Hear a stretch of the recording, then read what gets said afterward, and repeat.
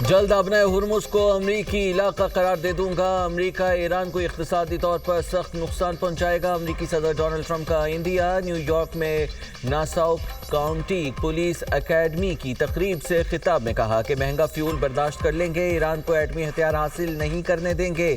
ایران کو ہم بری طرح شکست دے چکے ہیں، ایران کو تباہ کرنے کی صلاحیت رکھتے ہیں۔ ایران کی ناکہ بندی جاری ہے، ان کا کوئی جہاز گزر نہیں سکتا۔ نیٹو پر تنقید کرتے ہوئے بولے، جب ملکوں کی ضرورت ہوتی ہے تو وہ ہم سے رابطہ کرتے ہیں، جب ہمیں ضرورت پڑی تو نیٹو ہمارے ساتھ نہیں تھا۔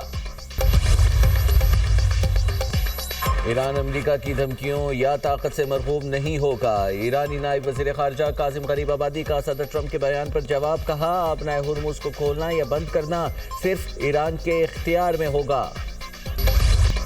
امریکی نائب صدر جیری وینس کہتے ہیں، ایران کے ساتھ جاری جنگ میں امریکہ کی پہلی ترجیح تیل اور گیس کی قیمتوں کو کم رکھنا ہے، جبکہ ایران کو جوہری ہتھیار حاصل کرنے سے روکنا دوسری ترجیح ہے۔ امریکہ دونوں اہداف حاصل کر رہا ہے، لیکن یہ صورتحال فطری طور پر غیر یقینی ہے، کیونکہ خود ایرانی بھی غیر متوقع رویہ اختیار کرتے ہیں۔ بعض اوقات ایرانی ان وعدوں کی پاسداری نہیں کرتے جو انہوں نے کیے ہوتے ہیں۔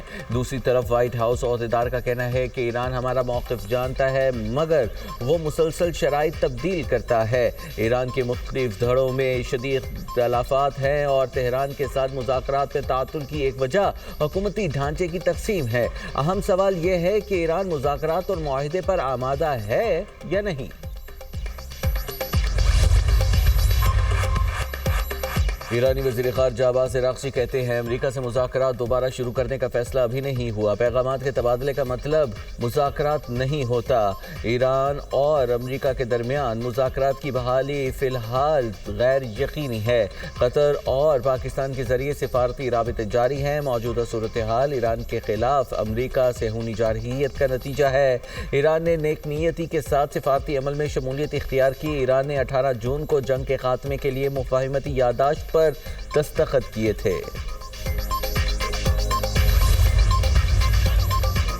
ابنۂ ہرمز سے گزرنے والے اماراتی جہاز پر حملے کی اطلاع۔ خبر ایجنسی کے مطابق اماراتی تیل کمپنی کا کہنا ہے، ابنۂ ہرمز سے گزرنے والے ہمارے جہاز پر حملہ ہوا۔ حملے میں کوئی زخمی نہیں ہوا، صورتحال قابو میں ہے۔ صدر مملکت آصف علی زرداری سے وزیر اعظم شہباز شریف کی ملاقات۔ صدر مملکت کو مکہ مکرمہ میں سعودی عرب، ترکی اور پاکستان کے تاریخی امن معاہدے کے حوالے سے آگاہ کیا گیا۔ صدر مملکت نے سہ فریقی امن معاہدے پر مؤثر عمل درآمد کے لیے نیک خواہشات کا اظہار کیا۔ وزیر اعظم اور فیلڈ مارشل کی کاوشوں کو سراہا۔ ملاقات میں داخلی اور خارجی امور سمیت دہشت گردوں کے خلاف کارروائیوں میں سیکیورٹی فورسز کی پیشہ ورانہ صلاحیتوں کو خراج تحسین بھی پیش کیا گیا۔ وطن عزیز سے دہشت گردی کے ناسور کے مکمل خاتمے کے عزم کا اعادہ کیا گیا۔ صدر نے عوام کو درپیش معاشی مشکلات میں ریلیف فراہم کرنے کی ضرورت پر زور دیا۔ ملاقات میں نائب وزیر اعظم اسحاق ڈار، وزیر داخلہ محسن نقوی، اسپیکر پنجاب اسمبلی ملک محمد احمد خان اور سینیٹر شہری رحمان کی بھی شرکت۔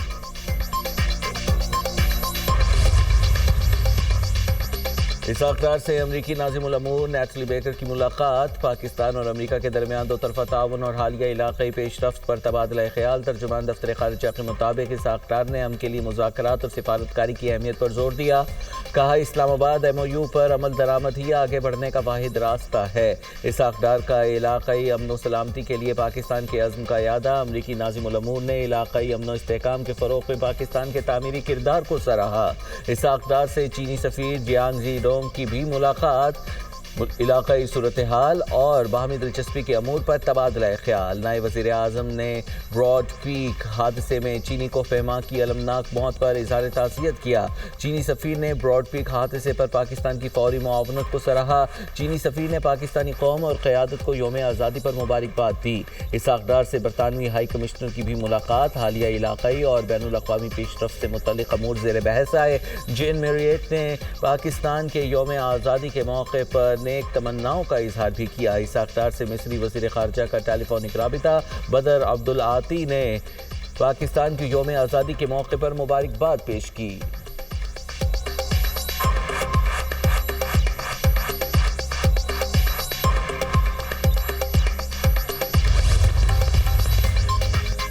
بھارت کا یوم آزادی، کشمیریوں کا یوم سیاہ۔ دنیا بھر میں بسنے والے کشمیری آج یوم سیاح منا رہے ہیں۔ جموں و کشمیر پر غیر قانونی بھارتی قبضے کے خلاف احتجاج ریکارڈ کرایا جائے گا۔ بھارت نے 27 اکتوبر 1947 کو کشمیریوں کی مرضی کے خلاف ریاست پر غاصبانہ قبضہ کیا۔ 78 برسوں میں 5 لاکھ سے زائد کشمیریوں کو شہید کیا گیا۔ کشمیری اقوام متحدہ کی قراردادوں کے مطابق اپنا پیدائشی حق مانگ رہے ہیں۔ عالمی برادری سے اپنی ذمہ داریاں پوری کرنے اور کشمیر کا مسئلہ اقوام متحدہ کی قراردادوں کے مطابق حل کرنے کا مطالبہ کر رہے ہیں۔ دوسری طرف یوم سیاح پر سری نگر فوجی چھاؤنی میں تبدیل، سیکیورٹی انتہائی سخت، بخشی اسٹیڈیم کے گرد سیکیورٹی کے کئی ہزار آنے جانے والے شہریوں کی تلاشی۔ بخشی اسٹیڈیم میں بھارتی یوم آزادی کی نام نہاد مرکزی تقریب ہوگی۔ قوم ملی جذبے سے سرشار، وطن سے محبت کا اظہار۔ ملک بھر میں یوم آزادی ملی جوش و جذبے سے منایا گیا۔ ملک بھر میں جشن، شہر شہر رنگا رنگ تقریبات۔ وفاقی دارالحکومت میں 31 اور صوبائی دارالحکومتوں میں 21 توپوں کی سلامی۔ اسلام آباد، کوئٹہ، پشاور، لاہور اور کراچی میں پرچم کشائی کی تقریبات۔ کراچی میں مزار قائد پر گارڈز کی تبدیلی کی پروقار تقریب ہوئی۔ کراچی سے خیبر تک آزادی کا جشن، شہر شہر ریلیاں اور تقریبات، عوام کا جوش و خروش دیدنی۔ یوم آزادی کے موقع پر مختلف شخصیات کے لیے سول ایوارڈز کی منظوری۔ صدر مملکت نے 355 شخصیات کے ناموں کی منظوری دے دی۔ مختلف شعبوں میں نمایاں خدمات اور بہادری کے اعتراف میں اعزازات دیے جائیں گے۔ وزیر خارجہ اسحاق ڈار کے لیے نشان امتیاز کا اعلان۔ وزیر داخلہ محسن نقوی اور محمد اورنگزیب کو بھی نشان امتیاز ملے گا۔ بلال کیانی کو نشان امتیاز، امیر مقام اور اٹارنی جنرل کو حلال امتیاز سے نوازا جائے گا۔ چیئرمین FBR راشد لنگڑیال کے لیے حلال امتیاز، سیکریٹری خزانہ امداد اللہ بوسال کو حلال امتیاز کی منظوری دی گئی ہے، جبکہ قانون نافذ کرنے والے ادارے کے 46 شہداء کو ستارہ شجاعت دیا جائے گا۔ گلوکارہ ترنم ناز، اداکارہ غزالہ کیفی کو تمغہ حسن کارکردگی۔ سائنس کے شعبے میں 6 شخصیات کے لیے سول ایوارڈز کی بھی منظوری۔ سعودی شہزادہ سعود بن نائف کے لیے حلال پاکستان کا اعزاز۔ ترک وزیر خارجہ حاقان فیدان، ترک وزیر دفاع یاسر کلار اور وزیر تجارت عمر بولاٹ کو ستارہ پاکستان دیا جائے گا۔ عسکری قیادت کی صدر مملکت اور وزیر اعظم کے ساتھ شہداء کے اہل خانہ سے خصوصی ملاقات۔ یادگار فتح کی افتتاحی تقریب کے دوران سول اور عسکری قیادت نے شہداء اور غازیوں کے اہل خانہ کی ثابت قدمی اور قربانیوں کو خراج تحسین پیش کیا۔ فیلڈ مارشل سید عاصم منیر نے واضح کیا کہ شہداء ہمارے ماتھے کا جھومر ہے۔ فیلڈ مارشل نے شہداء معرکہ حق کے لواحقین کے سروں پر دست شفقت رکھا۔ سول اور عسکری قیادت کی شہداء کے لواحقین سے خصوصی ملاقات اس عزم کا عکاس ہے کہ قوم ہر موقع پر اپنے شہداء کی قربانیوں کو یاد رکھتی ہے۔ یوم آزادی کے پروقار موقع پر یادگار فتح کا شاندار افتتاح۔ معرکہ حق کے شہداء اور غازیوں کو سلام۔ تقریب معرکہ حق کی طرح ہر دور میں وطن عزیز کے دشمنوں کو نیست و نابود کرنے کے عزم کا اعادہ کیا گیا۔